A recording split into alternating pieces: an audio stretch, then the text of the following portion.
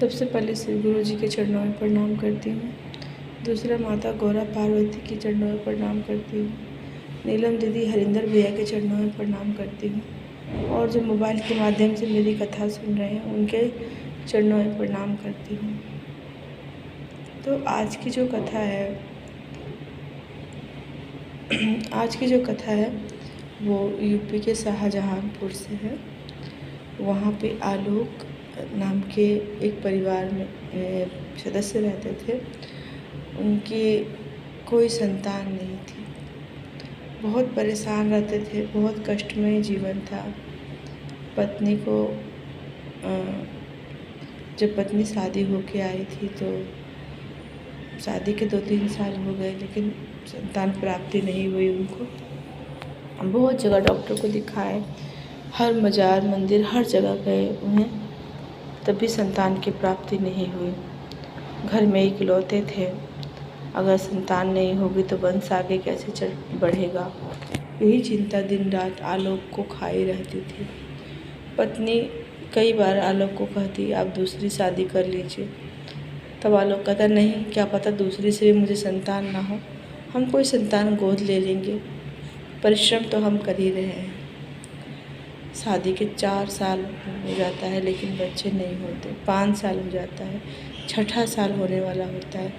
दोनों पति पत्नी बहुत निराश हो जाते हैं कि अब हमें संतान प्राप्ति नहीं होगी।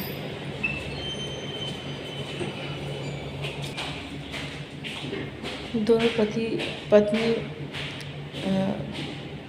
को, क्योंकि वहाँ पे कोई व्यवसाय नहीं था, दोनों पति पत्नी दिल्ली चले आते हैं। जब दिल्ली चले आते हैं तो वो जिस जगह पे रहते हैं वहाँ पे बिहार के बहुत सारे लोग रहते थे।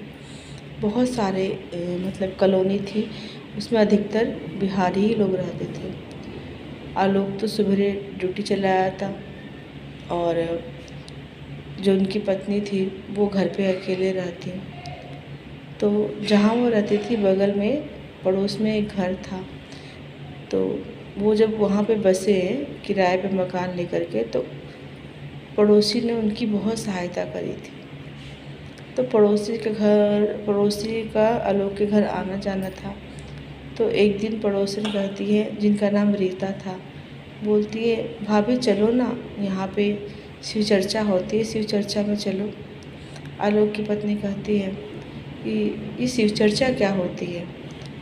तब रीता कहती है चलिए तो सही, आप देखिए, आप वैसे भी घर में बैठी हैं, भगवान में ध्यान लगाइए, चलिए शिव गुरु में ध्यान लगाइए, उनकी शिष्या बन जाइए। मैं ये तो नहीं कहती कि हाँ आपके संतान जरूरी हो जाएगी, लेकिन ये है आपका मन शांत रहेगा और शिव गुरु जी से प्रार्थना करिए, क्या पता आपके संतान हो जाए। तो शिव चर्चा में जाती है, उसे बहुत अच्छा लगता है। वो शिष्या बनने का संकल्प लेती है और शिष्या बन जाती है और नित्य प्रतिदिन तीनों नियमों का, जो 3 सूत्र शिव गुरु जी ने दिए हैं, उसका पालन करती है। तभी जो शिव चर्चा में जाती है, एक दिन कोई भजन कीर्तन गा रहा होता है तो रोने लग जाती है। तो साथ में शिव गुरु बहन बोलती है कि तुम क्यों रो रही हो बहन, तुम्हें क्या कष्ट है, क्या परेशानी है, सो हमें बताओ। आलोक की पत्नी कहती है शादी के इतने साल हो गए लेकिन मेरी कोई संतान नहीं है गुरु बहन, मैं क्या करूं।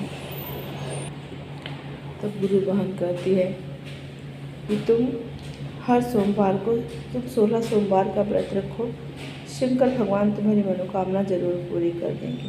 और संकल्प लो कि जब मेरी कोई संतान हो जाएगी तो मैं अपने घर में शिव चर्चा का आयोजन करूँगी। ऐसा संकल्प लेकर के आलोक की पत्नी हर सोमवार को 16 सोमवार का व्रत करने लगी और मंदिर में पूजा पाठ सब करती और साथ में अपना इलाज भी कराती। जब डॉक्टर के पास गई, डॉक्टर ने कहा तुम्हें 2 माह तक दवाई लगातार खानी होगी। ठीक है, ऐसा बोला आलोक की पत्नी ने और दवाई शुरू कर दी। दवाई के साथ साथ रोज़ शिव गुरु जी से दया मांगती, प्रार्थना करती, हे शिव गुरु जी मेरी एक संतान हो जाए। जैसे ही उसके 16 सोमवार पूर्ण हुए वो गर्भवती हो गई और 9 महीने बाद एक सुंदर पुत्री का जन्म हुआ। बेटी के जन्म पर आलोक ने बहुत खुशियाँ मनाई और सबसे पहले गुरु भगवान को नमस्कार किया और अपने घर में नामकरण के साथ बहुत बड़ी शिव चर्चा का आयोजन किया। सब गुरु बहन को बुलाया और आदर सहित उनको नमस्कार और धन्यवाद किया। बोले, हे शिव गुरु जी, मेरी कोई संतान नहीं थी, मैं पृथ्वी पे मारा मारा फिर रहा था, आपकी कृपा से ही मुझे संतान की प्राप्ति हुई है। आपने मुझे बुद्धि रत्न दे करके मुझ पर बहुत बड़ी कृपा करी है। अनेक प्रकार से शिव जी को धन्यवाद करने लगा। जैसे आलोक की पत्नी ने शिव चर्चा अपना करके और उनकी शिष्या बन करके नियमों का पालन किया, शिव जी के 3 सूत्रों का पालन किया और उसकी मनोकामना पूर्ण हुई। जगत में ऐसे ही सभी लोग शिव चर्चा को अपनाइए, शिव को अपना गुरु बनाइए।